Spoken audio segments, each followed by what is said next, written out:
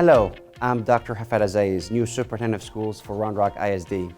I have been busy this past few weeks getting to know the administration staff, principals, police officers, and community members in Round Rock. The staff and community have been so welcoming, and I look forward to getting to know more of you throughout the school year. Last Thursday, I attended my first board meeting, and we have already begun planning for this school year. We have a lot of challenges to overcome in education after last year, and we plan to create more learning opportunities and choices for all our students.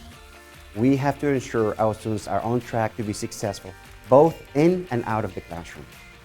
Teachers, over the next few weeks, I hope to visit a variety of schools across the district. If you see me out and about, be sure to stop by and say hi. I want you to know I'm here to help each and every one of you any way I can. And that goes for our parents and community members as well. My door is always open. It's really an honor to be your superintendent.